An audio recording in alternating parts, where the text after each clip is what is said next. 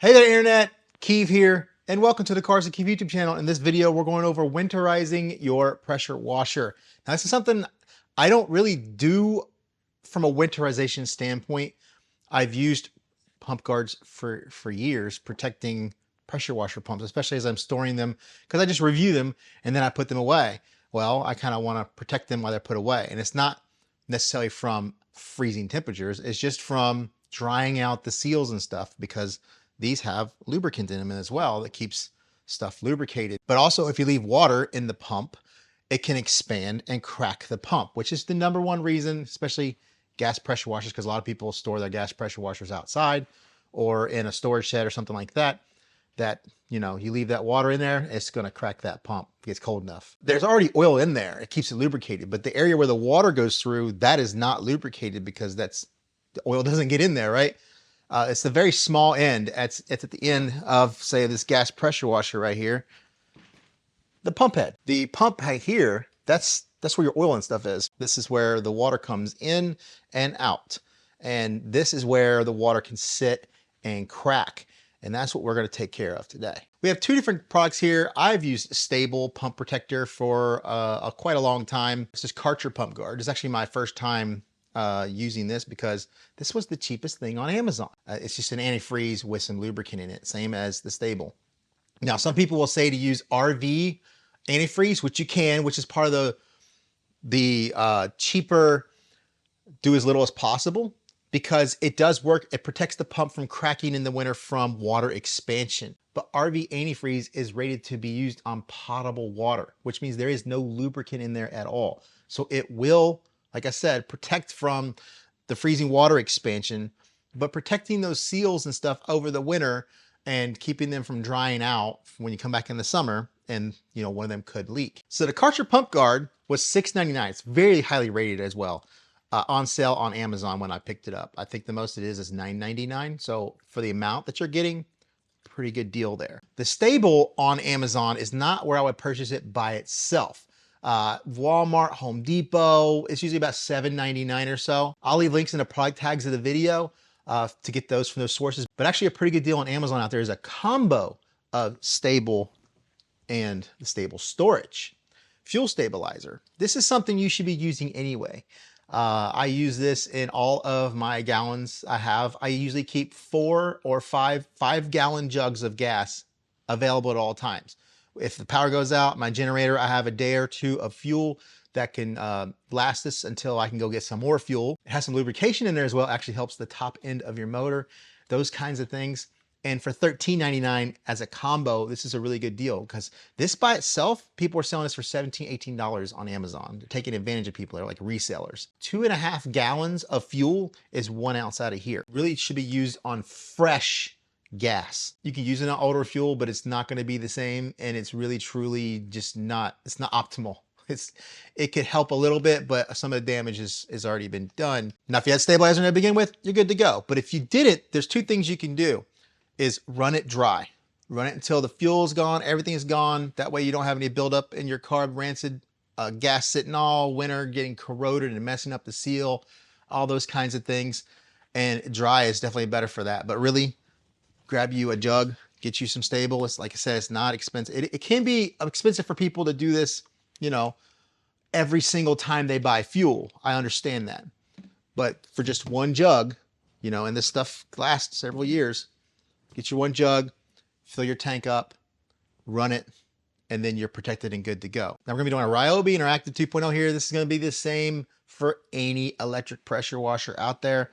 My much more expensive electric pressure washer, my AR630 on the wall, it's hooked up. It's in a climate controlled garage. It gets used all the time. I'm not worried about that one. But anytime they sit for more than a couple of weeks, they really should be filling it up with some pump guard. Make sure that the seals don't dry out and everything.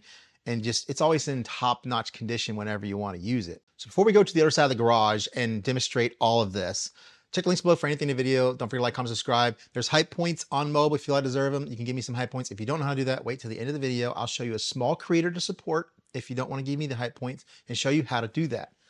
Let's have some fun. So this one's completely on. So first thing we're gonna do is obviously shut off our water. We're going to relieve all the pressure in the line. And while the trigger is down, that's when you can use your quick connect if you have one connected. Now, obviously I'm using quick connects, but it would be the same thing if you didn't have quick connects and you just had this threaded. You would just unthread this from your gun, because this right here is, you know, it's that same threading. If you're ever looking into quick connects, these are the McKillen's auto locks. They're not the cheapest out there, but they're high quality and it's a push lock. So you don't have to pull this. It just pops right in and locks. There'll be a description obviously below. Over here at the unit, we're gonna unplug as well. And this would be the same, this threaded piece of your hose, if you have that kind, it's just going to unscrew from here. You always wanna take all of your quick connects and adapters off, just kind of store them somewhere. And then this one, because it had the quick connect attached to it, it has this male M22 here. This is where your threading would have hooked in right here. Next we need to do is unhook our water supply. This is the Ely hose and quick connect system that I personally prefer to use. Now when it comes to your quick connects, it's always best if you have an air compressor to go ahead and blow out all of the water that is in there. You don't have to go crazy because we don't even blow any O-rings around or anything. We just want to. Then for the O-ring, I always use super lube. That's what she said. I have a little Q-tip here. This is actually from my New York Foam Kings kit.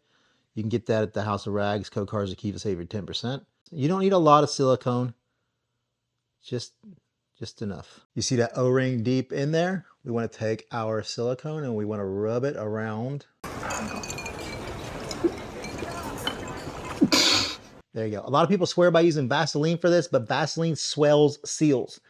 That's not good in the end. The lube like this not only protects that O-ring, but makes it seal better when it comes to being used. It will actually create a better chance of not leaking. This is the kit I was telling you about. You can see it's just got tons and tons of different things. Now it's gonna be years and years before I would ever use any of this up. And this isn't cheap. It's about 40 bucks. So just a regular normal Q-tip will work just fine. So here's the male end that was connected to the pressure washer. I'm just gonna coat that all around there. We have my garden hose quick disconnect as well.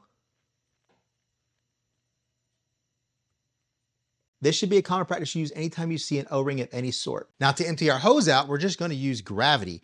Now a sloped driveway will work, a sloped hill on your house, even just a flat area like this will work, but you basically wanna stretch your hose completely out.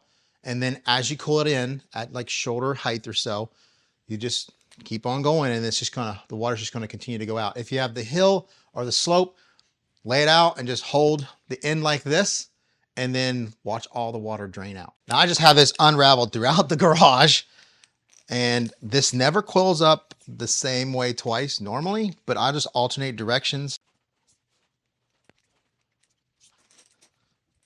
There we go. So there's one more thing you can do, and that's use an air compressor to clear out the line. Just set one down, grab the other end over here, kind of put the air compressor gun there, and then kind of cup it around your hand and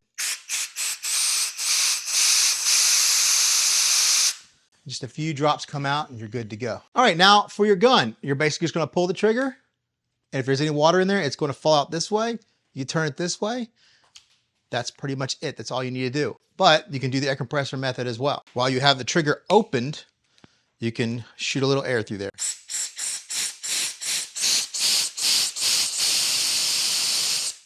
Well, that dribble's gone. You could also hold the trigger and do this right here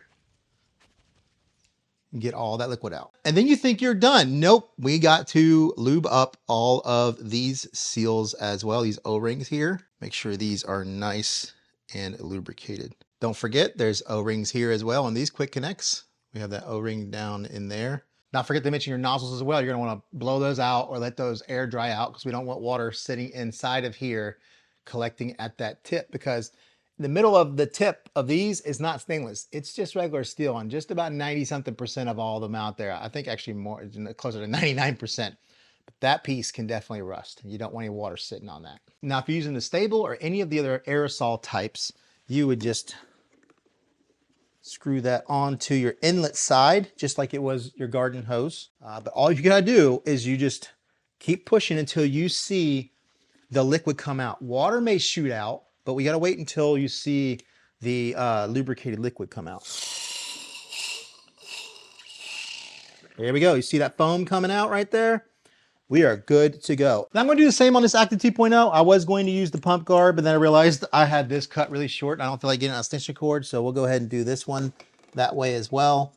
Then we'll use my other Ryobi. Like, I've got a lot of pressure washers. And then we'll just, there's our foam. Actually, one more thing I suggest to do is to remove your gasket and replace it in the spring. It's just easier to do it that way. These are a dime a dozen. Well, in today's world, it's probably, you know, $2 for a dozen, but I just think it's a lot easier. We got our pump guard, comes with a cap right here. Take that cap off, but you also need to undo this. And then you can see there's a little plug right here. So this is reusable, which is good rather than say like 10 foil or whatever they use to seal these. There we go. Put that back on. Let's try this out. So based off of the way this is not like completely water sealed. So if you do turn it upside down, it will leak. So it's best to just kind of keep it at an angle until you get it here. Get that fully tight. Now the difference between this and the aerosol is just a spray and you're good. Well, this is slightly different. This isn't foam like the aerosol does. This is just going to come out as a liquid. Do a few pumps, and then we need to turn it on and wait until the liquid comes out. And while it's on, push a little bit. Once liquid comes out of this side, blue liquid, which is what the pump guard is, water, we don't want to do, but you could run these dry a little bit. And remember, this is lubricating as well. There we go. Boy, that was fast. I screwed up there. I used way more liquid than I should have. This bottle's maybe to about the 3/4 mark. So if you're going to do this, it is literally just an auce and you're good to go. Gas pressure washer, same thing. We're going to remove our quick disconnects and fittings, get them silicone lubed up. Now with the STA-BIL, very easy because we got the aerosol.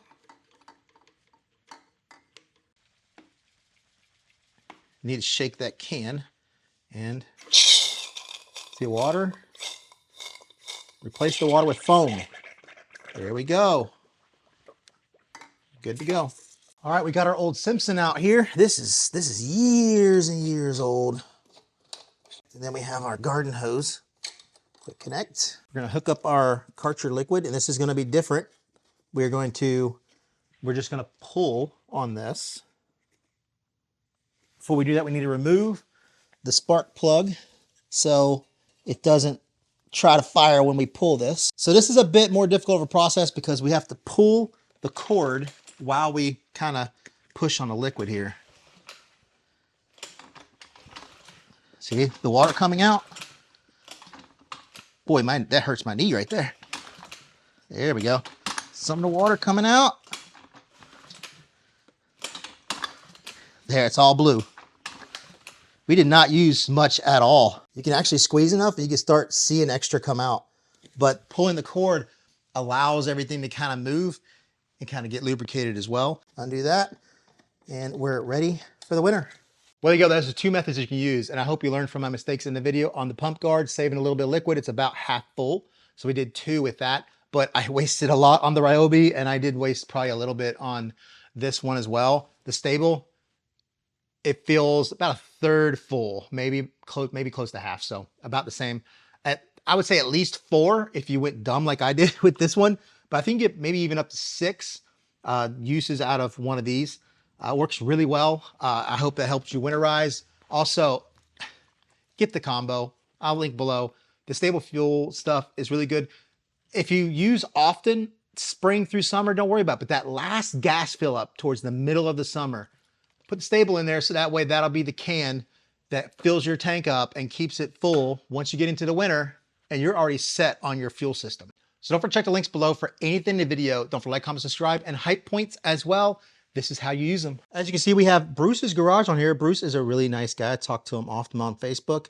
But on your mobile right now, this is the only way to do it. You slide left on your comment, and now you have what's called hype points. Now the content creator has to have partner monetization and less than 500,000 subscribers. Then you'll be able to give them hype points. I can give him 1.1 thousand points. And now that video has 1,190 hype points. But it gives a leaderboard, gives a way for smaller creators to organically grow. So there you go. I'll see you in the next video. Antifreeze is potable, but RV antifreeze is bleh. But RV, NEV. So before we go over to the other side of the garage and demonstrate everything, before we go over the, now to drain all the water out of the hose, so